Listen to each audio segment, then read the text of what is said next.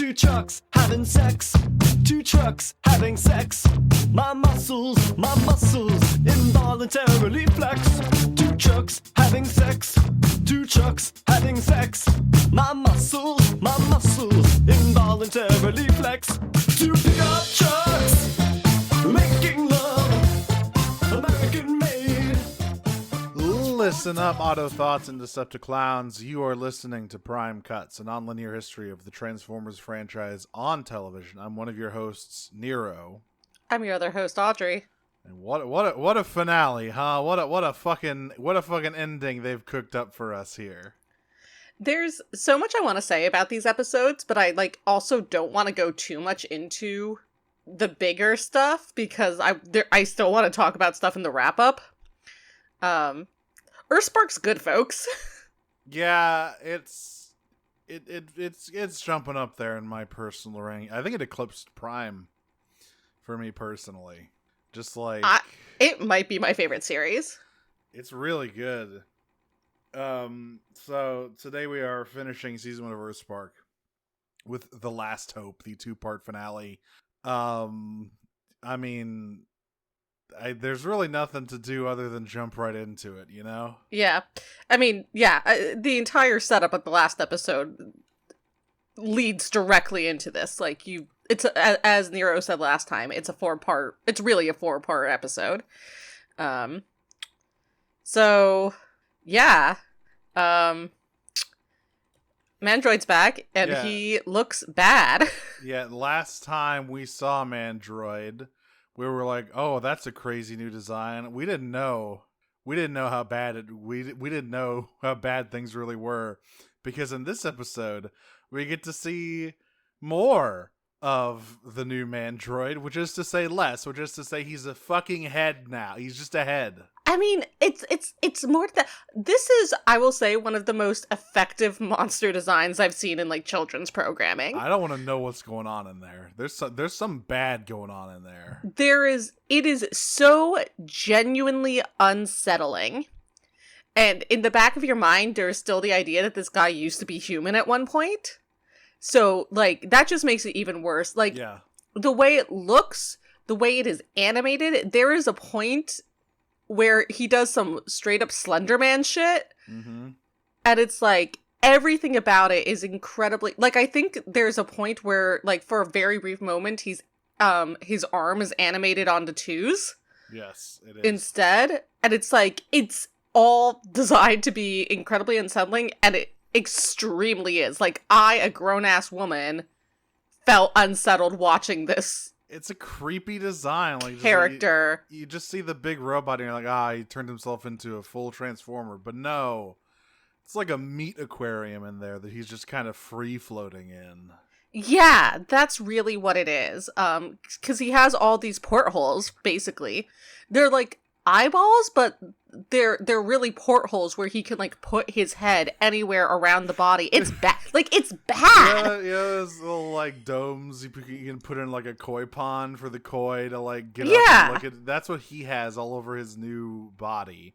Or one of those dome backpacks for cats. Yeah, he's in a big version of that, and immediately Croft is like, "What the what the fuck happened, bro? You left yesterday." Yeah, and he's like, interesting. It's been a year for me. So he went off in the space bridge and he found some fucking Sharkticons, whose names are Blitzwave and Razorfin, which are likely names for Sharkticons to have.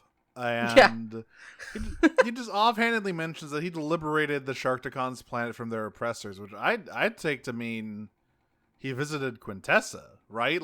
He encountered the Quintessons. There is many things that suggest Quintessa in this episode. So, number one, the Sharkticons, which historically have been heavily associated with the Quintessons. They basically bat signal to Quintessa at the end. Number two, their Mandroid out of nowhere has a spear that seems custom made for fighting Cybertronians, which is the thing that perhaps the Quintessons would have use of, considering their history with them. Yeah, and this is a small spoiler. In a very otherwise happy moment, and you know, they consider it happy at the end of these episodes. They basically bat signal Quintessa. Yeah, I feel like, if Mandrid really did this show up on Quintessa and beat the shit out of the Quintessons, I feel like they're gonna come down here and not be too happy. Looking for the guy who broke all their shit. And also the Cybertronians, who they also hate. Yeah, we don't know the history of the Quintessons and the Cybertronians in this universe, but in any part of the franchise, it's never good. They're never friendly. Yeah. Except in Shattered Glass when they're all like hippies. right, except in the one explicit piece of media where everyone's personalities are reversed. Yeah, they're all like weird hippies who do fucking acid and shit. Anyway, Mantroid, yeah, he introduces his new boys, and the Maltos are still there, and they stand against Mandroid, and Twitch says, "We're gonna stop you. Doesn't matter how freaky you've become. You can't hope to stand up against us." And Mandroid says, "That's interesting. Watch this. Check this out." And then he slaps Shockwave in the tit. And he dies. And Shockwave dies from it. Like, immediately, he just fucking... And remember, all of the other Autobots are completely inert now because of Croft's thing. So Shockwave because of the was badge the only one. inhibitor. Shockwave was the only one still going on, and Mandroid just completely took him out without any effort. Does he use his very bad to look at arm to do this? Yes, he uses He does. He touches you with his long... He has got lamprey mouths on his arm. Yes. So he has two, like, bulky arms, and then he has two, like... They almost look vestigial a little bit, but they're not. They're the worst thing about him. Yeah.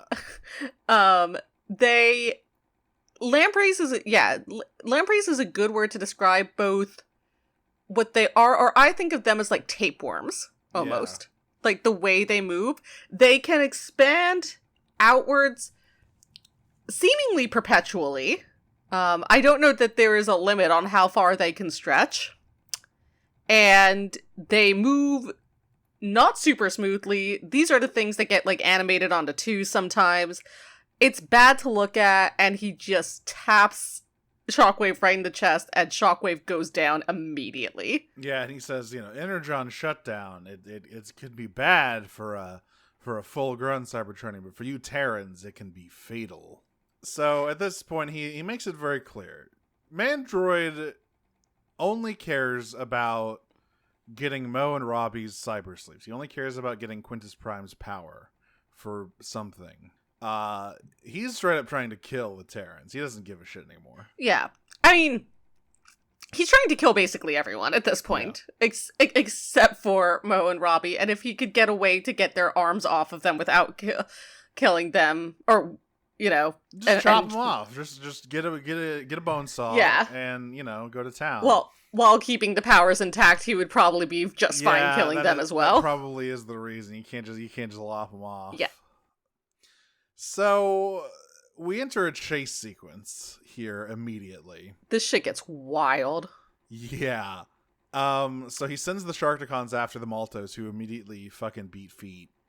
And Croft comes up to Mandroid and says, "Hey, were you gonna tell me about this fucking, like, the side effects of this freaky badge controller thing?" And he was like, "Oh, that's fine.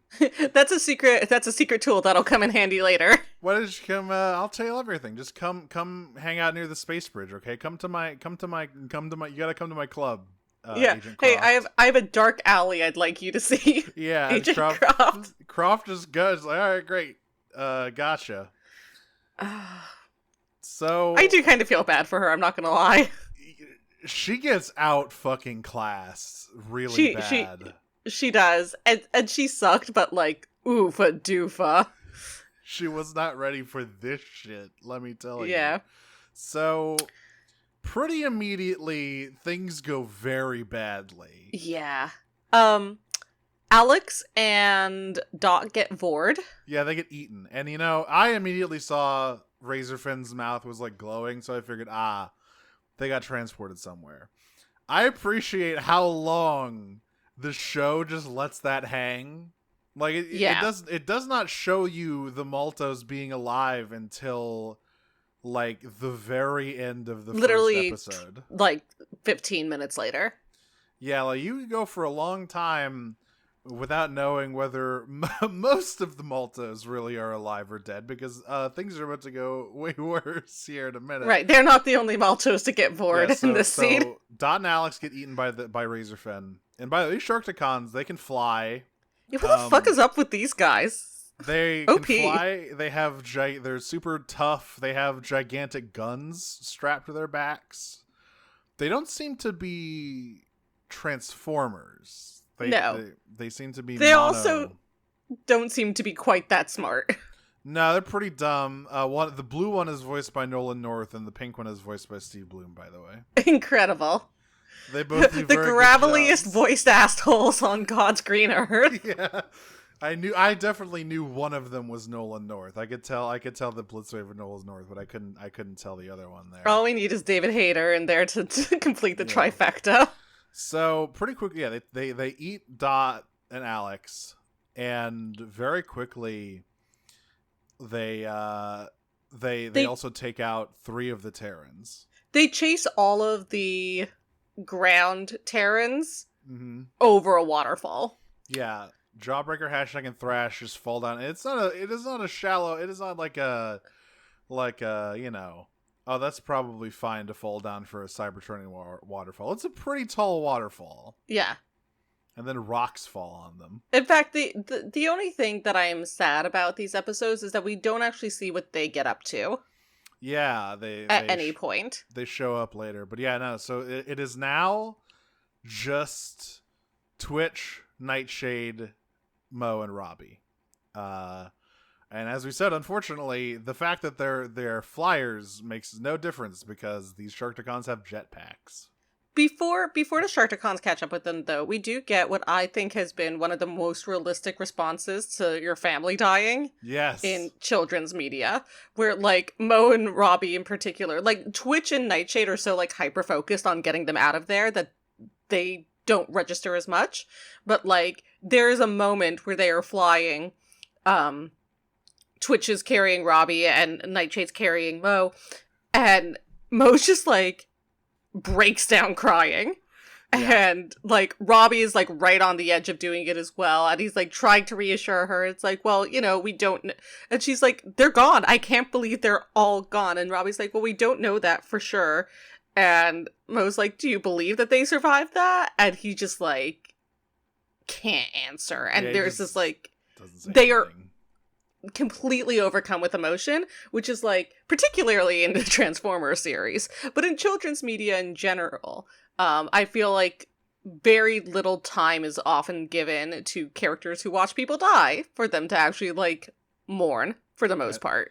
And it happens again, because they don't get any time to process those emotions, because guess what? These 2 fucking chuckleheads are still after them. And Mo and Robbie end up getting eaten. Yeah, so they ground Nightshade and Twitch, and then it goes without saying, all of the fight scenes in these 2 episodes are fucking insane. Yeah.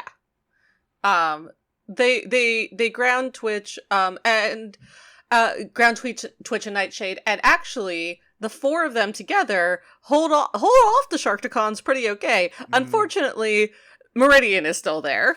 Yeah. And he uses his gross gangly arm to wrap around the kids. Like, I forget what he does to them. Oh, he sucks the juice out of their sleeves. Yes, he sucks all the prime juice out of them. Yeah. And yeah, he sucks God, I forget. So there's he like sucks their energy out with his, I hate this. Yeah, and then he says, I hate this. He was saying, just give me the children, I'll show them mercy. So he's got the kids, and Twitch and Nightshade are both down for the count, and he just turns to one of the Sharkticons and goes, "Why don't you show them? Show them some mercy?" Yeah. And so he just dangles him over this guy's mouth and just drops him in. I hate this guy. What a piece of shit. But you know who I love? Miss Twitch. Yeah, if more than anything, these 2 episodes are Twitch episodes, because guess what? And Nightshade. Yeah, guess what? This is the last we see of Mo and Robbie until literally the last 5 minutes. They are taped to the wall for the rest of this two-parter. Yeah. Nightshade and Twitch are obviously the MVPs of these two episodes. They are the perspective characters that we stay with throughout the next 40 minutes or whatever. But they're also like Nightshade really like distinguishes themselves as like an MVP as a brawler. I think they're probably the strongest fighter of the five of them, actually. They can fucking mix it up. They got moves. It's all that Batman they've been watching. You would think that it was Jawbreaker. But Jawbreaker only really does one thing, and he does it well. Like, it's a powerful move. Yeah, no, Nightshade has style. Nightshade has, like, some fucking Bayonetta-ass moves. It's not even just style, it's, like, inventiveness. Mm-hmm. Right? Like, lowering machinery onto Alita 1 and crushing her to death. Yes. For example. And, like, I would probably put, like, hashtag and then Twitch as second and third. Mm-hmm. But yeah, anyway, Twitch is not giving up. Yeah, after getting blasted with after getting literally buried under rubble by the Sharkticons, literally just unloading their clips onto them. Twitch not feeling great, shockingly, considering that she is under the impression that her whole family is dead other than Nightshade. But Nightshade is like, always like, we can't give up. You know, nothing is set in stone. We got to keep going. I'm putting my faith in you, Twitch. You're our leader. This is where it becomes very clear that Twitch is like the Terran leader. Yes. This episode, I mean, listen, she's always been like, she is such oldest daughter. Yeah. Complex stuff. She's always been in that role, but like, these episodes make it extremely explicit.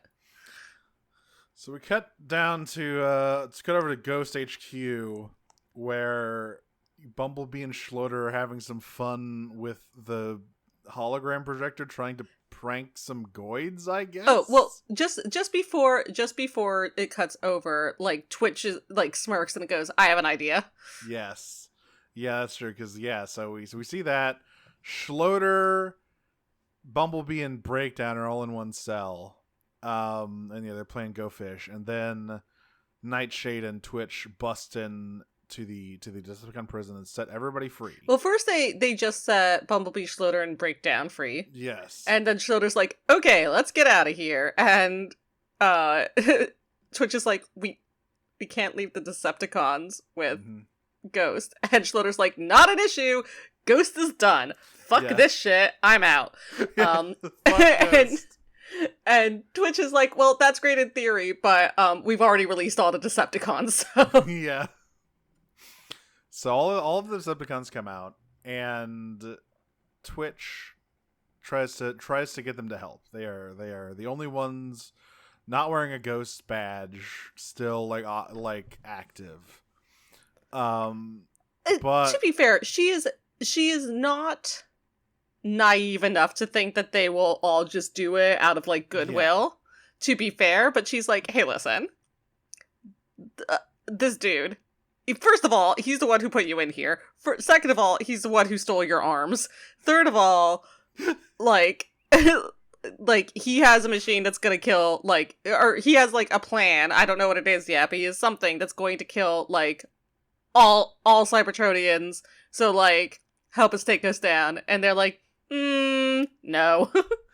Yeah, they say they say thank you for rescuing us, but this is not our fight. Breakdown is the one who has the last word, because B is like, no, Breakdown, my boyfriend. How could you do this to me? Yeah, and, because Twitch is like, we have to protect our home, and Breakdown goes, this place has never really been that much of a home to us. Good luck, brother. Yep, and everyone just leaves. Brother. Yeah, quotation marks. So we cut down to the super secret double basement, where Croft is still under the impression that she is in charge, and he's like, all right, Mandroid, this fucking thing, why is it giving me like frostbite, and why are there pink lines all over my face? Yeah, why do I look like Nia Teplin? What's up? And Meridian goes, oh well, that's very simple actually. I gave you energon poisoning. And she goes, what? Why? No, he doesn't say that. He says it's like, oh, because it you've gave you been control, but it also put a dose of energon in you. And she said, you gave me energon poisoning? And he said, no, I didn't poison you. I marked you for a much worse death. So, yeah, they, the others have gotten down here this morning. By the way, Schloeder says, just call me John to Right. Bumblebee, which is a very, I like, man, I really like Schloeder in these episodes. He's so good. He and, like, Alex got way more character development than I thought, like, these characters would get. And that's sort of, like... These two fucking goofball-ass dudes suddenly become, like, super important and fun and deep characters. And that's sort of, like, the fun of, like, Earthspark, is that, like, there are a bunch of characters that are, like, one-off or whatever that don't really get named, but basically every named character gets some, like, no named characters there just as, like, a bit. Yeah. All of the named characters have, like, real purpose, and John is a great character. I felt so bad for him in these episodes. Holy shit. So, they get down there just in time to watch what happens to Croft, because Mandroid decides he's going to test out his weapon. By the way, here's another weird thing. Why is there a weapon that can, like, destroy energon-based life forms just on Earth? Because he says that the ghost base was built on top of it without anybody knowing. They didn't do it on purpose. So here's my theory about Who it. put that there? My theory about it is that it was... So first of all, there's all these things that are underneath the bit. Like, the Dweller was underneath. Yeah, there's like, what the hell's going on down there? So, I think that whoever found it... I think that we're going to... I don't think Croft is the top of Ghost. You think there's, like... You think this is like a Patriot situation where it just goes back further and further? Yes. Interesting. And... Or if she is the top of Ghost now, then she wasn't always the top of Ghost. Yeah. And I think... that these, like, frankly, quintesson threats. Yeah, it really seems super quintesson coded, doesn't it? Yeah, that's what they are. Let's call a spade a spade. These quintesson threats were probably discovered by someone else a long time ago, and that's specifically why they chose to place Ghost Base there. And then she was just not informed. Yeah, I wonder if there's, like, a second level, because, like, she's not like Commander Croft or whatever. She's just Agent Croft. So that's my guess. There's a lot of unanswered questions about Ghost, about Quintus Prime's history with Earth. And my guess is that the Ghost Base goes back before the Cybertronians got to Earth. Hang on, I need to look up Ghost's logo real quick. Hang on. You think it's Hydra? No, I think... Or, Cobra. I think it's definitely not... It's definitely not, Cobra. I just need to look to see... It's definitely a face. I don't know if you think it's Quintus? I think it's Quintesson's shit. I think maybe... Yeah, I mean, I don't know.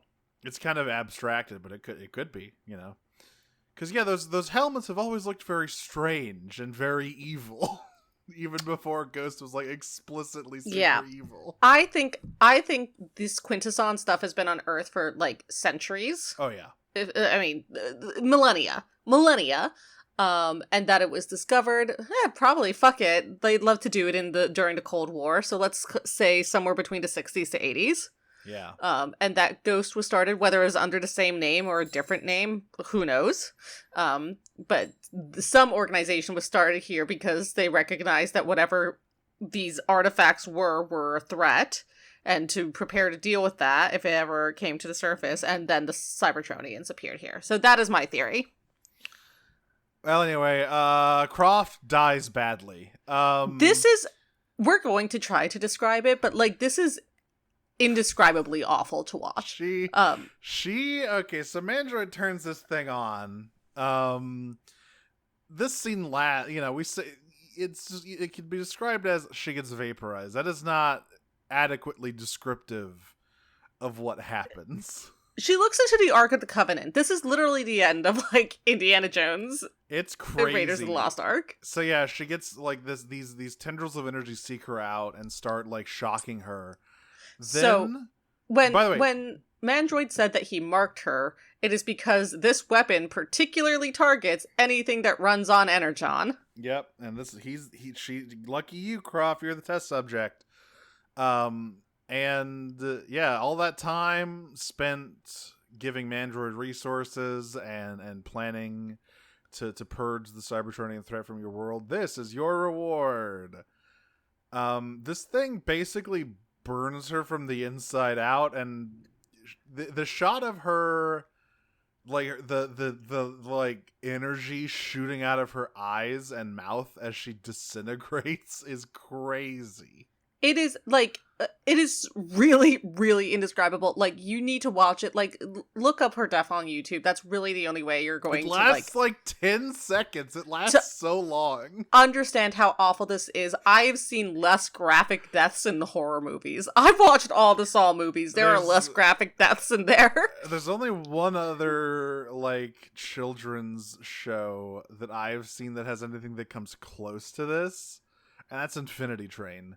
There are 2 deaths in Infinity Train. Is, I would say, debatably, it's a children's show for a different age group of children. It's like a.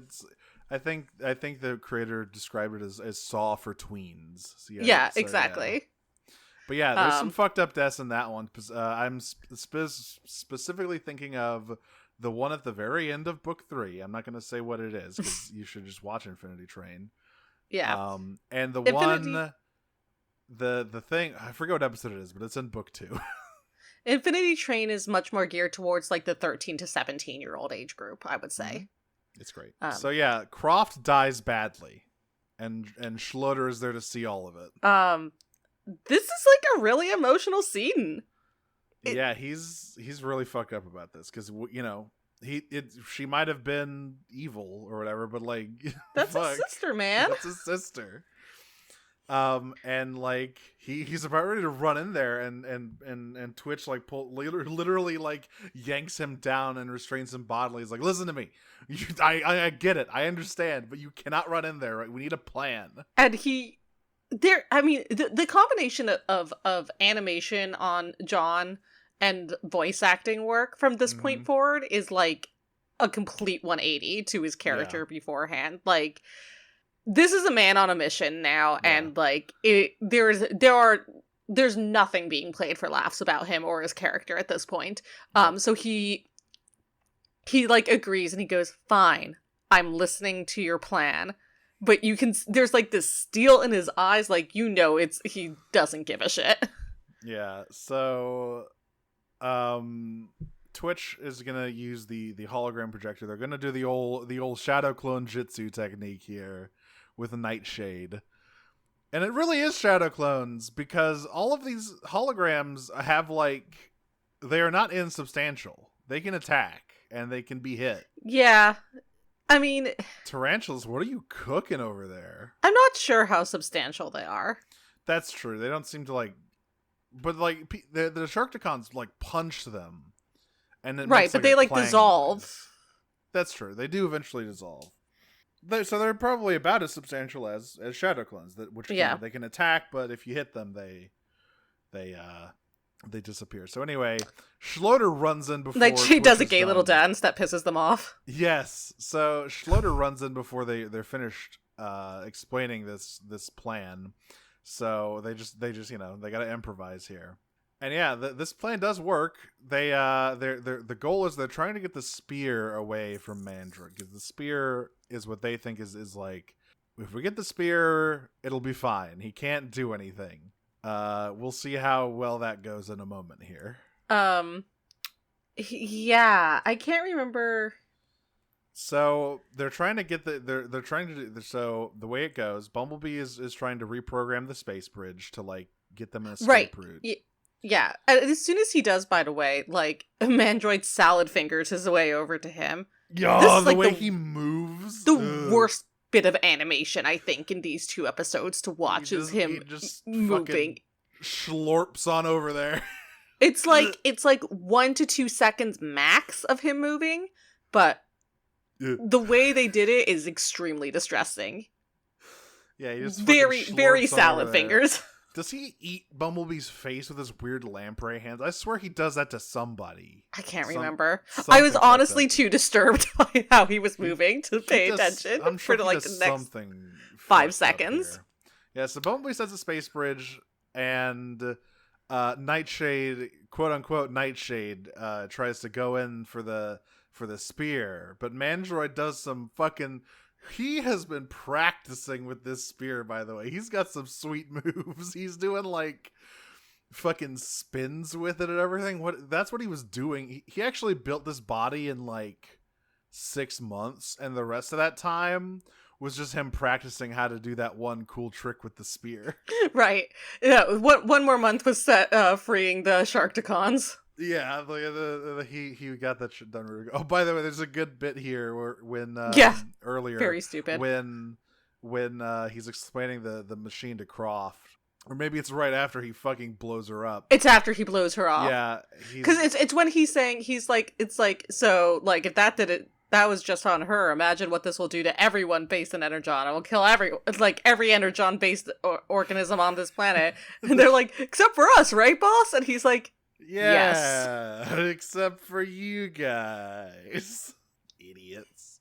But yeah, he stabs Nightshade, but surprise, it's not Nightshade. It was Schloeder wearing the hologram projector, and he has grabbed the spear, and he's holding his gun directly at Mandroid's head, and he goes, "This is for my sister," and just fucking shoots him. I kind of want to kiss John Schloeder. So they take the spear, and everyone gets out of there. And right as they're leaving, right as she's about to go through the space bridge, Twitch looks down. Twitch is like cleaning up. Like she's in the leader mode, so she's like, everyone go, go, go, go. And everyone goes through the portal, and she's cleaning up and about to close it. And she sees that Mandroid just sort of like looks at her and smiles and gives her a wave as she carries the spear off. Yeah. And she's like, uh-oh. looking strangely unperturbed. It's like, wow, we got his spear. Surely that means we have crippled his effort. And then he's looking up at her like, hee hee. And she looks down and she sees all of the Maltos. Yeah, they're all strapped to the wall in weird fucking bubbles. And yeah, she's like, oh fuck, no, wait. And just, flies through the space bridge. Yeah, her momentum is too great to stop at that point. Yep. But don't worry, it won't take long for her to figure out where they are, because directly after that... Yeah, in the second part of this two-parter. Yeah, so the first episode ends, so B blows up the space bridge on the other side. And, Twitch is like, oh my god, I saw them. They're alive. Robbie is alive. Mom and Dad are alive. Mo is alive. They're all alive. And so they're trying to formulate a rescue plan. But, Mandroid's a very helpful guy, all things considered, because he shows them very clearly where everyone is by causing the space bridge to sprout out of the ground on top of a giant evil mountain. It's really kind of him. It has a throne. He put a throne on there. It sure does. Now again, unclear if he put it there, if his predecessors at was it already in there? Or did he have to spend some time carving that into the bedrock? Yeah, if his predecessors at Ghost put it there, or if the Quintessence put it there. I like to think he had the Sharkticons carve it up real quick. So yeah, Last Hope Part 2. It's not looking great. Our heroic forces are Bumblebee, Twitch, Nightshade, and Schloeder, and that's it. But it's fine. All hope's not given up yet. At least they know where to go now, right? Yeah, they just go up there. Just go to the big evil tower. And there's no one that can stop them, right? Oh wait, there's all the Autobots who are brainwashed. Yeah, so Mandroid sets the Sharkticons to guard duty, and then he picks up the badge control thing that, he dusts some Croft dust off of it, some ash off of it, and presses the button, and all of the dormant Autobots wake up, and they have blank white eyes. One question I have is why he didn't also die from the Energon thing. Well, it was targeted at Croft because the Sharkticons were also unaffected. But what about later? Oh, he does die. Well, yeah, but not from that. I mean, he does though. He does die from the effects of his own weapon. Does he? I thought it was from getting his ass beat. Potato, potato. I don't think it is.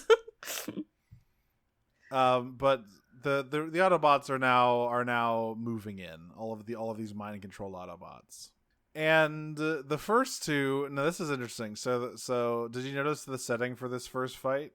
The training grounds. Well, it's a train yard. This is from the very first episode, the very first scene where Optimus and Alita fight Swindle and Hardtop. Oh. Anyway. Same place with all the storage containers. Optimus T-bones Bumblebee. Yeah, just fucking rams right into him. So it's literally nothing bad ever happens to the Kennedys. So we've got some real bad news because we spent all this show going like, wow, Alita 1's so cool and badass. Optimus is so cool. What if you had to fight them though? What if they were trying to kill you? Turns out that's really bad. That's very scary to happen to you. Yeah. This is just like a nuts fight scene. It's so good. MVP, like, there's no way for us to describe it. Nero, I don't know if there's any particular highlights that you want to talk about. Optimus just does some cool fucking like axe tricks like he always does. Always good, yummy to have the like emotional distress of having to fight your guy. Yeah, he takes out 2 axes at one point. He does. They steal his axe, and then he has 2 secret throwing axes in his arms. What the fuck? Nightshade is absolutely the MVP in this fight. They are both extremely strong and extremely smart. And they use trying to describe this fight scene in words just doesn't do it justice. Again, I really recommend you looking this up on YouTube. They do eventually figure out, Twitch is like, oh wait, the sphere, yeah, we can use that to shut them down. And then Nightshade kills Alita. Yeah, they stab Alita 1, and after Nightshade drops a crane on her. Yeah, no, so Nightshade drops a crane on her, and then she's about to get up, and then they land on top of the crane and like crush her to the ground, and then they stab her in the back. It's kind of brutal. And they go, "I'm sorry." Yeah, because they're still very polite. Meanwhile, Bumblebee is fighting Prime and not winning, losing quite badly because. Are you losing, son? It's Optimus Prime. And he's about to fucking finish the job here, but this is when the other 3 Terrans reappear and put him down. The only thing I want to mention about the other 3 Terrans is that, it's sort of like, so Thrash is the one who, like, actually gets Optimus off of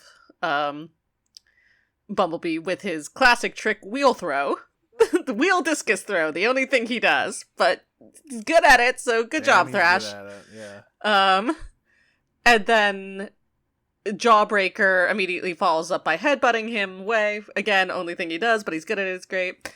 But then my favorite part is like Optimus gets up and Hashtag's just standing there, and she like puts a finger to her on an air fryer face. Yeah, she like puts a finger to her temple and smirks, and then he gets slammed by a train. He just gets hit by a train. I love her.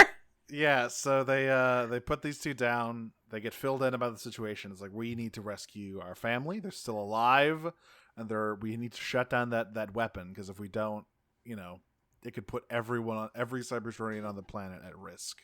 So it's time. They're on this big bridge, right? It's a battle on a big bridge, and they're going over the bridge, and oh dear, there's RC and Wheeljack on one end, and Grimlock on the other end. That's Yeah, bad. so like first RC and Wheeljack show up, and Bumblebee's like, "How are you guys doing? Your eyes look so brainwashed." Yeah. And they're like, "We could," and like, John gets out as well, and they're like, "We can do this, we can take this," and Yeah, then Bumblebee- Grimlock shows up on the other Yeah. side, and Bumblebee's like, "Shit." Yeah, so Bumblebee and Schloeder are staying behind to fight RC, Wheeljack, and Grimlock. Good luck, bestie. Good luck, you two. The rest of the Terrans go off to try and get to the spire, but they are attacked by the Sharkticons. So yeah, just not going great. Just the numbers game is not adding up for our heroes here. Oh, I do want to mention that before they do this, the thing that sort of cements Twitch as the leader here is she gives a very inspiring speech. Mm-hmm. And she like flies up and she has her swords in her hands. It's so cute. I love her so much. Yes. And she basically says exactly this. And she's like, "Listen, the numbers are against us. I'm not going to lie to you guys. Like, there's a very small chance of us defeating Mandroid, but we gotta try. Like, We're that's their her family last up there." We're the last hope. We're the name of the episode, guys. Come on. Help me, Obi-Wan, whoever Yeah. the fuck you are. So at this point the Terrans split up. So Nightshade, Jawbreaker, and Hashtag fight the Sharkticons, while Thrash and Twitch go up to fight Mandroid, which I like. We got our two originals here at the final battle. And specifically, interestingly, Twitch has chosen to distract Mandroid, because I find it interesting that this is how they divided it, given that she's the one who can fly, but whatever.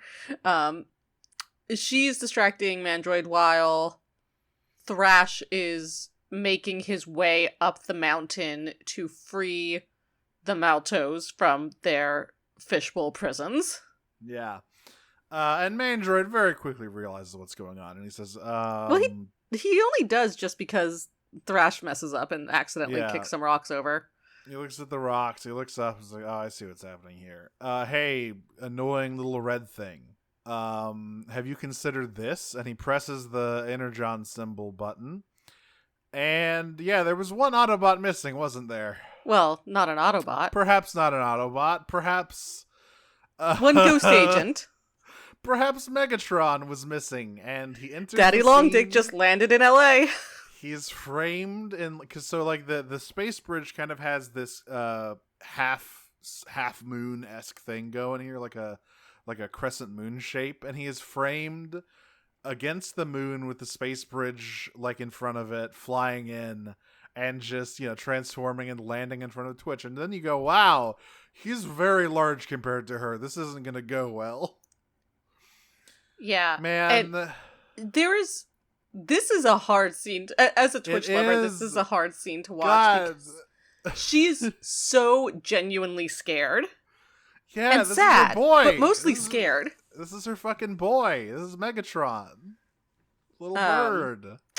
And he is chasing her throughout the skies. He's There's a really good before that. I want to. So Twitch is like just pleading with Megatron to fight. It's like, "You're the strongest one of us. You have to fight against Mandroid," and he is literally just fusion cannon point blank at her face. And nothing is happening. And then Thrash screams at her to fly because she is just completely frozen from fear. Yeah, and that fully gives Thrash's position away. So Mandroid's like, "Bet," and like climbs up the wall to get him, while Twitch narrowly avoids getting point blank fusion cannoned, and she flies off, and so does Megatron, and he is just following her with a volley of missiles. He has so many missiles inside of him. He has more missiles than you expect, and I already expected a fair amount. Yeah, so patting Megatron's chassis, this bad boy can hold so many missiles. It is dire. And every time Twitch like turns around or like tries to stop and like reason with Megatron, you think it's gonna be the moment where he like manages to like fight the brainwashing and like come back to himself. But no, what happens instead is she is saved by a blue, white, and red missile painted with a menacing grin on it that slams into Megatron instead. Of course he paints his missiles with fucking gay little faces. I thought it was so cute. Starscream's here, and so are Nova Storm and Skywarp. God, and it's so good because he shows up, he's ready to look cool and like say some badass lines against Megatron. He's like, I heard about, and then Twitch just immediately flies forward and hugs him. Is like, thank you. And he's like, oh my god, great. Yes, you're welcome. Please stop touching me. Please, you're making me like I'm trying to. You're look making hard me look here, good. Man. You're trying to look fucking badass and like cool here. Stop hugging me. He's like, so after she freed the Decepticons, they basically told everyone, hey, Twitch Malto is a real one. And yeah, all of the Decepticons except for Tarantulas have shown up to help against the Sharkticons and Mandroid here. Yeah, like the others get there pretty quickly. Starscream's like, so we heard your call. It's like you saved our lives, so we are here returning the favor. Also, I get to punch my abuser in the face, so cracking my knuckles. Always, anytime I get an excuse to fucking throw it out with Megatron, I'm ready to go. So the Seekers fight Megatron. We have, by the way, Hardtop still has one arm. I don't know, but where he's making great use of it. He is. So, and of course, Breakdown shows up to help Bumblebee, and we get a good ass moment with them. And the Insecticons are supporting Hardtop. Yes. And Swindle. I really love Breakdown and Bumblebee. That's what I want more of in season 2. Give me more of those two. They're so good. I mean, I want more of like the former Decepticons in general. I think that like the way that this season ends would be like there's so much opportunity for like peace amongst all parties. Yeah, just like hanging out, trying to figure it out. It'll be like Rid, and I like Rid. The comic, not either of the shows. I was about to say, like, what are you talking about? Yeah, the ongoing comic from IDW. There's a lot of things called Robots in Disguise. There's a lot of them. Thrash, meanwhile, is fighting Mandroid, and doing he's putting in a good ass performance. He's really taking my like Thrash ain't nothing special comments from a few episodes ago and like really showing me that I've been sleeping on him a little bit. Unfortunately, it doesn't really matter because it turns out I just want to shout out some lines like you're so focused, you've lost sight of what you're fighting for, and you've twisted yourself into this fucking horrible monstrosity. Yeah, like you're just full of anger and hate now, and like what have you done? Nandroid says, actually, this is epic. Actually, I love this. Actually, one of the best line deliveries in the episode, in my opinion, both of the episodes, in my opinion, is as Thrash is fighting him going, "You've lost your mind." Yes, you've lost your mind. He's like, what is... like, verbatim, as he, like, dodges, like, you out of your mind. Brother, what the fuck is wrong with you? Yeah. And...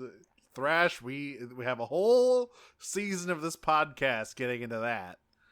But yeah, unfortunately, it really doesn't work very well because as it turns out, he didn't need the spear to activate the weapon. Because he just sits down on the throne and he says, "The age of Transformers." Oh yeah, but this is first Twitch returns since Megatron is in good hands. She returns. They beat the shit out of Mandroid, and he says, "I don't lose, actually," and he activates the space bridge weapon. And right before it goes off, Thrash tackles Twitch to the ground. Yeah. And then it's lights out for everyone. You Yeah, see this wave circle out into Witwicky. It takes out Thrash first, of course. And then it takes out the rest of the Terrans except for Twitch, who is covered by Thrash on the ground. And then it takes out Megatron and the Seekers. And then it goes over to the bridge and takes out Bumblebee and RC and Wheeljack. And everybody dies. And Grimlock. And then it gets back to the Malto home where, like, Shockwave dies again. Yeah. He just falls over again. Yeah, so everyone's dead. Everyone and then is you see it literally encompass dead. the entire Earth. And we see... So Mandroid... The reason I think it's the weapon is we see Mandroid, after the weapon fires, leaning against his throne, laughing that the age of Transformers has finally come to an end. And then his body starts, like, bubbling. Oh, Did you notice this? I didn't. No. So you're probably right. His arms start bubbling and kind of melting. So I think he's dying from the effects of his own.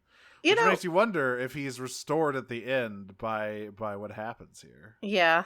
I mean, listen, I do kind of admire in a weird way, like, Meridian for at least sticking to his guns. Like, he's an evil person and he had an evil plan, but he saw it through and he was happy to die on the other side of it. Goal oriented. He knew what he was getting into. It always, like, I kind of hate the trope of, like, the villain being like, I never thought they would bite my face off. Yeah. Says the woman who voted for the leopard biting people faces like, oh off. Oh my god, hoisted by my own petard. But Mandroid went into this going like, I am going to hoist myself so fucking hard and it's going to rule. Because all the other guys are also going to get hoisted. Fuck them. So, like, he sucks, but at least he, like, stuck to his guns. I'm always a fan of villains who are... When I say principled, I don't mean they have good principles. What I mean is I enjoy villains who stick by their beliefs and ideals. Yeah, that's what I mean. And so, as he's over there turning into a puddle, the rest of the Maltos wake up, including Twitch, who rolls her brother's corpse off of the top of her. And she has one of her eyes is, like, shut down. She's she just completely breaks down. Yeah. I mean, everybody does as they look out and just see everything is shut down. Luckily, so the Maltos wake up right after this weapon goes off. And they're like stuck in these, like, fish bowls that are holding their heads, and they're able to just pop right out of them. And they see that everything is just, like, destroyed, and they're like, oh shit. And Twitch is, like, non-responsive. But luckily, Robbie and Mo look down, and their sleeves are glowing. Yeah, so they say, okay, I think I know how to fix this.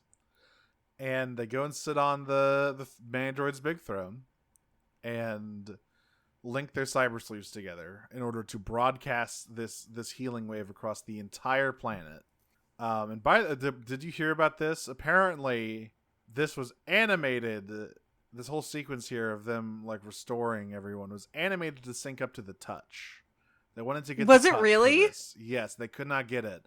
But the song that they play is very much like royalty-free version of the touch, right? Like, I couldn't find the people have synced it up, and I couldn't find a clip on short notice. I'll have to scroll through the crazy ass moments in Transformers history Twitter, because that's where I saw it. But yeah, this was supposed to be set to the touch. They just couldn't get the rights ultimately.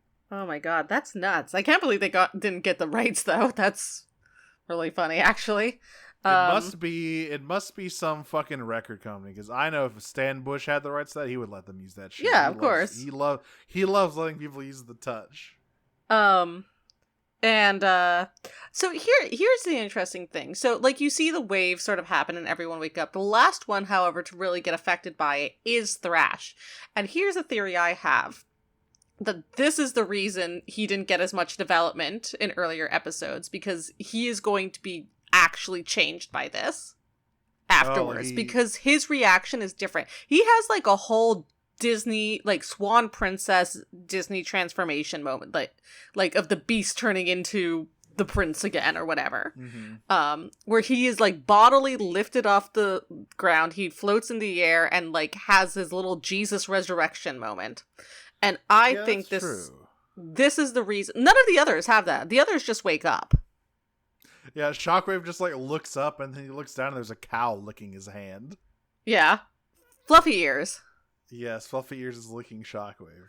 Yeah, you're right. He does like levitate off the ground. Yeah, like his waking up is notably different than everyone else's. And I think like my working theory now is that he got less development throughout this season because he's going to become way more important in the next season based on whatever effects he came back right. Yeah, so we get the Quintus Prime appears, he says his thing, he says Legacy of Hope, and there's like a Terran symbol that appears in the sky that's like Quintus Prime's kind of insignia. Yeah. Which is all very nice. They all see this insignia and they're like, this is good. This is Quintus Prime blessing us. And I'm like, that's a bat signal. Yeah. You have been marked. Look, like I said, there's nothing so far to suggest that Quintus is anything but a force for good. All I'm saying is that I know what Quintus Prime gets up to in other continuities and what he's responsible for and what his general philosophy is. I don't know. I think Quintus Prime is going to be a bit different. Like, I think Quintus Prime is not going to be a bad guy, but like his creations. There's no way we're not seeing the Quintessons at this point. I'm sorry. Absolutely like, this is not. Like, everything here has been building up to the Quintessons being, if not the final big bad in this series, then certainly the next one. But like, I would guess that they're going to be the final big bad. Yeah, like, you don't involve Quintus Prime this directly in anything and not have the guys. I think Quintus Prime is evil. I always, like I said, I think Quintus Prime is someone who just... I think he's amoral. He just has a different morality, right? Like, he doesn't really think, he has a Princess Bubblegum ass morality. He does. The Covenant of Parliament says that he believes life is sacred in all its forms and should be allowed to like prosper no matter what, right? No matter the cost. That is his modus operandi, which is why he made the Quintessons, but he's not gonna smite them or whatever. He doesn't believe in that shit. Like I bet if like Prima made some fucked up guys, he would kill them. But not Quintus. He's like, actually, it's ableist to ask the Quintessons to not kill everyone around them. Yeah, it's like that's just what they do, man. I'm not, they're living their own lives. I can't do anything here. It's like, brother, they enslaved half the galaxy. It's like, well, they're alive, aren't they? They're neurodivergent and minors. So yeah, we end with all of the Terrans looking out over the sunset, and we see Mo and Robbie say, I think I really like this place. Fuck, man. It's pretty good. I want to give me the season 2 right now. Give me it now. We are going to need season 2 of this show so badly after what we have planned coming up. Oh. Yeah. You want to hear about it for a little bit. Just apologies in advance. I've decided to hurt you all. I mean, that is enough of a hint also. Yeah. There's only a few things that could pertain to. There's a real process of elimination that you can go through there. Yeah. So just figure it out for yourselves, It's the Machina series. No, I'm kidding. God, no. At least that would be short. At least that would be like an hour and a half. Yeah, the Machinima series, rather. Yeah. Yeah. No, we're not doing that. Even too low, even for us. Like we said, this is a televised history of Transformers. That's not TV. That's fucking web series shit. That doesn't count. Anyway, this is not about the Prime Wars trilogy. This is about Earthspark, which whips ass, and this is a cool finale. And I want more, because now it's like, all of the juicy character bits that I want are just dangling in front of me. Like we see Starscream and Megatron like waking up facing each other because they both fell out of the sky. We see Shockwave chilling at the Maltos farm. All I could think of when Starscream and Megatron woke up was Party Rock is in the house tonight. It's Party Rock is. Oh boy. Well, we've got some fucking questions, unsurprisingly. Yeah. Let me check the Twitter. I don't think we have any on Twitter. I believe you are right. You are indeed correct. So Hooray. us through the Discord. Aurora Earthspark asks, any random hopes / predictions for season 2? My biggest one is what I just said at the end there about Thrash. Thrash is going to have something different about him. He's, I think the Quintessons are basically a lock. I think we're going to get some combiner stuff. I think the Enigma is going to show up, and we're going to get a Multibots combiner. Yeah, that's the other thing I wanted to say. Multibot Gestalt. Because, like, in that the lineup of all the primes, there's only, like, 3 or 4 artifacts that are really clearly outlined, and that's one of them. So, you know, I feel like it would be a missed opportunity. Also, now that, like, the Emberstone is back in play again, I think it'd be interesting to get more new characters, and ones that, like, not necessarily wanted to be with the Maltos. Yeah, what if just some other Terrans showed up? You know? Yeah. And, some more Decepticon-aligned Terrans. Exactly. And I want to see what happens with those sort of remains of Ghost. Yeah, I want to know if there's, like, a secret Ghost history, if there's like some fucking I think there is. I think that it is heavily implied at this point that there is. I don't think Ghost was founded in like 1990 or whatever. I think that as an organization it has deeper roots. Yeah, I mean it could be like straight up Illuminati shit, honestly. Oh man. From Short Screen Chet. What kind of things do you think happened during Mandroid's big time space adventure? Do you think the Quintessons could be connected somehow? Well, yeah, like I mean, yes, literally. He was practicing those spear tricks is what he was doing, mostly. I mean, he liberated the Sharkticons from someone, presumably them. Yeah, like he definitely did that scene from Transformers the movie to the Quintessons.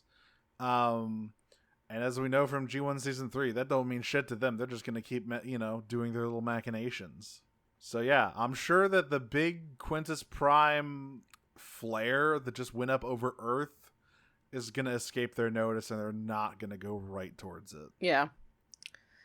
Nero from Disney Minus asks, you've answered how to give yourself hope at the end of the world and how to give yourself despair at the beginning of the world, but how do you give yourself melancholy at the middle of the world? I tend to avoid melancholy, personally. Open and scroll through Twitter. Also that. Working 9 to 5. Yeah, like just live your life. You get a hefty dose of it. Bold words from someone who just started a new job and actually loves it. So, but God, I wish that was me. Yeah, really. Putting that energy out there for everyone. I realized recently I don't hate working. I've just hated everywhere I worked at before. There you go. Slipstream Sam asks, if Earthspark is so good, why hasn't it made an Earth's Flame yet? Unappreciated in its time. Yeah, it's real sad. On a more serious note, if you were in charge of making the next TF show after this one, how would you either follow up or pivot from Earthspark? That's really hard. That is really hard, because this is such a different one. And also, it's so good. Like, the pressure to do something that's anywhere, like, near as good as Earthspark is like, immense. Like, we've talked about the setups we want to see from stuff before, right? Like, I don't know, I guess... I mean, I would say the same thing as usual. I'd want to do a post-war... I would want to do stage 2 of the IDW comics. Post-war political thriller fucking... Cybertron. Give me Cybertron Succession. Yeah, exactly. And we're good. But, like... They're not gonna make that because no child's gonna want to watch that shit. I'll watch it though. That's what the Netflix show should have been. Fuck that shit. Honestly, oh my god, like a Netflix adaptation of like part 2 of the IDW comics, both of them would be so sick, and it would do numbers. Netflix, hire us. I really gotta read the Skybound stuff. I've been seeing more and more of that. And it's like I know. Man, it seems like they're kind of cooking over there. Yeah. The art is amazing. Holy shit. I have to read the Skybound stuff too. Okay, chat asks, having seen all of Earthspark Season 1, where does it rank alongside all the other shows you watched on the podcast so far? We're going to talk about this more on the wrap-up episode. Yeah. But Just I will say shortly... I will say shortly that I think it might be my favorite, actually. It's really good. And, like, it's also the one we watched almost completely blind. Yeah. Which is basically, the only other time that's gonna happen, kind of, is Beast Machines. And I kind of know what happens in Beast Machines. I don't know anything that happens in Beast Machines, but I don't think I'll enjoy it. No, I don't think we'll like it as much as Earthspark. Let's say that. Yeah, no, it's kind of wild, and it's also like it's wild that both of us feel this strongly about a series for which neither of us have any nostalgia attached to. Yeah. Right. Like my favorite series before this was Prime, but that's because Prime was the first series I actually watched and like how I got into Transformers. I still think it's one of the best series there. But I am also heavily biased because of my exposure to it. I mean, I watched Armada, but that was like on and off kind of thing. Yeah, our Animated is in that similar spot for me, where it's like this is the one that really connected with me when I watched it, and it's like kind of it was the first one I watched when my brain was more able to absorb information properly. Right. Because I watched all of the Unicron trilogy before that, but like yeah, I was you were a baby. You were much more dedicated to the Unicron trilogy than I ever was. Yeah, I just like, you know, maybe I'll eat my words whenever we do, but I still think Cybertron is pretty decent. Yeah. But yeah, for both of us that like feel this strongly about this series without having any nostalgia attached to it really speaks to how good it is. Yeah. Which is also part of the reason why I think it might be my favorite now, because I think if I like it that much and I don't have anything else besides its own merit lending itself to why I like it that much, then that really speaks for its quality. Yeah. Also, Twitch is in the show, and so really. Also, Twitch is in the show, and also hashtag. Yeah, and also Twitch is the greatest character that's ever been created. What the fuck? Literally so good. Veer also asks, adding on to Sam's question, when are we getting Earthbang? How about Earthboom? You know? It's gonna be... Earthboom is gonna be season 2 when the Quintessons blow up the planet Vogon style. Earthbang is going to be the next season, actually, and it's when, all of the Cybertronians, Decepticon and Autobot a lot, like, learn how to make peace through the only way they know how. What is that clanking noise? It sounds like a junkyard in the middle of an earthquake. The Cybertronians, no, they couldn't be. No. No. What is that car doing to that plane? Oh boy. My Starby agenda. Wow. See, now they should interact in season 2. I want to know what they would get up to. Yeah. I mean, Starby only works in IDW, but it works really well in IDW. He's being haunted by Bumblebee's ghost for like 90% of it. Yeah. So good. I've read some really good Starby fics, is all I will say. Starby Jack as well. Sidewinder Sabrina asks, with the end of the season, who do you hope to see next? Both new and returning. I personally am hoping for the Scavengers to show up. I would love to see Tarantulas back again. Yeah, bring him back. I don't know where he was. There's a question later. I don't think he's dead or whatever, to answer Veer's last question here. I think he just, you know, he's not a fighter. He doesn't like that shit. I hope he survived. I'm sure he's out there. They just couldn't get Alfie Allen for another one, you know? Not that they like needed it. They could have just shown up. Whatever. It's fine. It's not important. I want some fucking Constructicons. Give them to me. Yeah. I mean, the Gestalts are always fun.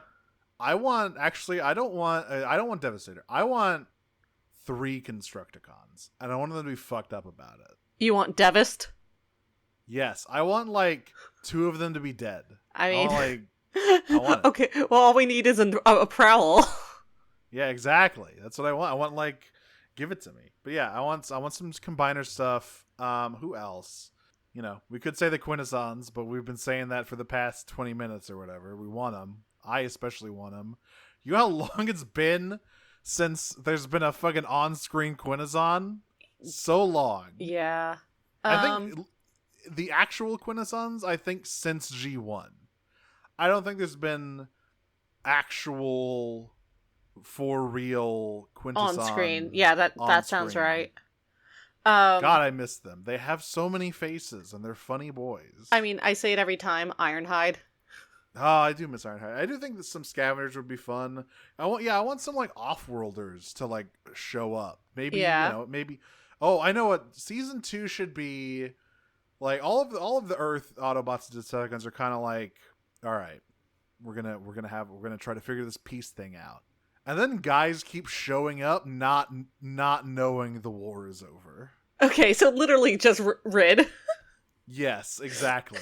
So literally, but better because they don't suck.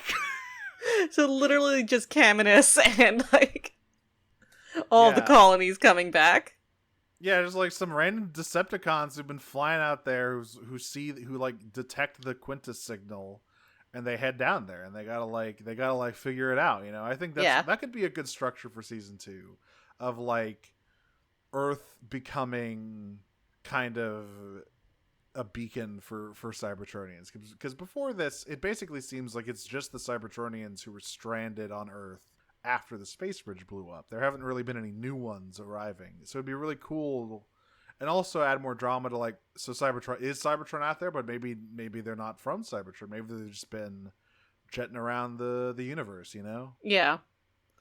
I'm trying to think if there's like any particular character. Like most of my favorite characters have shown up. Is the thing about it. I'm trying to think if there's like anyone. Overlord. Yeah, no, shut up. No. Starsaber. Oh my god, no. Man, you thought Shockwave said some nasty things about the Terrans in his debut episode? Oh boy. Starsaber's gonna arrive with some slurs no one's ever heard before. And you ask yourself, well, how could it be a slur if no one's ever said it before? Well, you see, Starsaber has a very specific way of speaking, and if he says a slur, you know it. It's all on the intonation. Christ alive. Okay. In the major fights, how one-sided was each, starting from Optimus and Alita, and of those fights, who would you choose to fight? No is not an option. The most one-sided... So, okay... they're all fairly one-sided until the Decepticons come in here. The Alita and Optimus one is actually pretty good because, like, the numbers game is pretty well. It's John and Bumblebee versus RC Wheeljack and Grimlock easily. Yeah, no, see that one's not as one-sided. So that one's still, Bumblebee can still do some movement against Grimlock and RC with a single human. It's hard, right? But it's not the most one. The most one-sided is Twitch versus Megatron. I disagree. Because literally, what do you do? I disagree, because she can at least outmaneuver him. That's true. She wouldn't be able to beat him, but she can stay, like, on a bridge?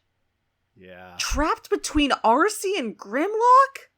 No, you're right. With a human? But he's not as important. No, I mean, bad. Also, like, one more thing to worry about. But, like, between RC and Grimlock, that's bad enough. And then you have, like, the mad scientist over here throwing bombs your way, and all you have is human, and you're on a bridge? Yeah, that's pretty bad, actually. Yeah, that one is definitely not the one I would want to fight. I think I could choose to fight the Sharkticons, because I could convince them to join my side. I could pass a charisma check. Those guys don't seem very bright. I would probably do Alita and Optimus, because I think they'd be the easiest to hide from. They certainly have the best, like, a boss fight arena with all there's plenty of hiding places. There's plenty of, like, stage hazards. You can't do shit on a bridge with a dinosaur. Yeah, absolutely. For me, that is absolutely the worst of them. Yeah. But Thrash and Mandroid, Thrash really fucking handed it to Mandroid, I gotta say. He really beat his ass there for a little bit. Yes. And finally from Sabrina, how many people died in this season finally? Well, all Seems of the to be Transformers two. Yeah, so we have Croft, who of named characters is Croft, who once again died badly. And Brawl, I think. Oh yeah, Brawl did die. Brawl I was saying fucking Meridian. died. Yeah, Meridian, so 3. We have Croft, Meridian, and Brawl. But yeah, I mean, also, if you count it, every Cybertronian other than Twitch for like 10 minutes. Yeah. And there were God, others they in the really- arena. Yeah, but they weren't named characters. They weren't Brawl named. was the only one that we like got. Man, they really capital K killed Croft though, huh? Like unambiguous. Like there's a possibility that Meridian is alive.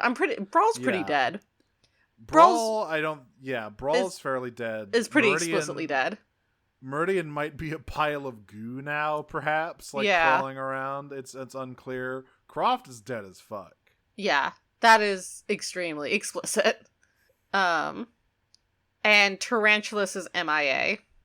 Yeah, we just don't know what happened to him. He's Yeah. the only one. He's the only Decepticon that we're just kind of unclear. Right. Yeah. Oh, sorry. Actually, one more question from Sabrina. Finally, with the end of the season, we should have a relatively firm grasp on a Terran's basic abilities. I feel that each one is supposed to represent a different section of Cybertronian life: flyers, ground vehicles, animals both mundane and monstrous, as well as the things associated with Cybertronians, integrated weaponry, special powers, and other things like that. With this in mind, do you think that the Multibots will gain any strange or interesting new powers, / will we meet new Terrans with unique powers in the future? Well, by that logic, what we're missing is... So, these would be interesting characters to go with our theory, is city formers. Oh, God. And having to deal with that, like, Metroplex Daddy Long Dick. Yeah, get some Titans in here. Yeah, would be, but also city speakers. Yeah, there's no city speakers, there's no city formers, there's no combiners. What if hashtag ended up as a city speaker? Oh, fuck yes. That would be sick. Yeah, there's a few things missing. Like we said, we're theorizing that Thrash might develop some, like, weird Quintesson kind of affinities in Season 2, perhaps. Or something. Something went on with him that was fucky. Something weird happened. Maybe he has, like, a more direct connection to Quintus. And I think there will be more Terrans in the future. Like I said, I hope that the new Terrans are, like, they're kind of their own thing, and they kind of branch off and enter in other parts of the Cybertronian community. Like, I want to see some Decepticon aligned Terrans. I want to see some strictly Autobot aligned Terrans. You know, that'd be cool. Yeah. And our last question this week is from Veer again. Do you think the reason for Tarantulas not answering the call for aid in episode 24 could be because he might have died when he led Ghost away from Nightshade? I sure hope not. I don't think they would kill Tarantulas off screen. That would suck. Probably not. Like, there's no reason to do it. And like I said, it might have come down to they wanted him to talk, but they couldn't get Alfie Allen back or something. If they had, we would have seen him, I think, in Ghost Base. Yeah, we would have seen him, like, Meridian chopped into pieces. Yeah, Meridian would have experimented on him. Yeah, we would have. You don't just, like, say, the Tarantulas died on the way to his home planet, right? Not for a character like that. Yeah. And that's really far away. That's it for Earthspark. We're gonna take next week off because it's Passover. But then we'll have a wrap episode. And damn, feels good. Feels organic. Thank you. Yes. I'm Audrey. You can find me on Tumblr and Twitter, and co-host and Blue Sky at Optimum Prime, which is my funny robot internet joke. You can listen to the other podcast I do called Pot of Greed, which is about Yu-Gi-Oh! You can also keep your eyes open for the Kickstarter, which will be coming out very soon, for a radio drama that I've been cast in. And I will be sharing that Kickstarter around, so help fund us. That's it for me. I'm Nero. You can find me on Twitter, Dragon Swoocher, on co-host at Dragon Snuggler, on Tumblr with Cyclones with a 5 at the end of it. Talk Cycles at co-host. Ready for Heidelin at co-host. Do you like Final Fantasy 14? There's a new thing coming out very soon. Terrifyingly soon. Oh god, it's only like 4 months away. I still have to do that benchmark to see if I can make my characters look nicer.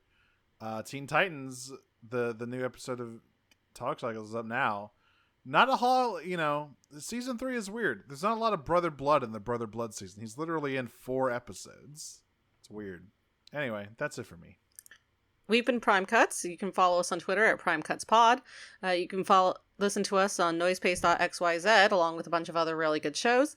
You can join our Discord to ask us questions, which you can also do on Twitter, as well as join us for some fun between season activities. Rise of the Beast coming up soon. And leave us a note telling us that you love us. I don't even know if we have like reviews anywhere. I don't know. You can leave a review somewhere if you want. We certainly have one review on Apple Podcasts, and it's very funny. Oh right, I love that one. Never mind. Don't leave any other reviews. That one's perfect. You can rate us though. If you want to give us 5 stars, you can rate us. But just leave that one review. So close.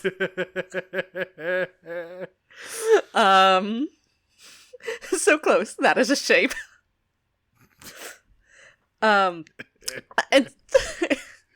until next time, I'm gonna not look a thing like Jesus, but talk like a gentleman. Transform and roll out.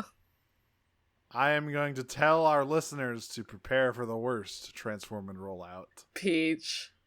Peach.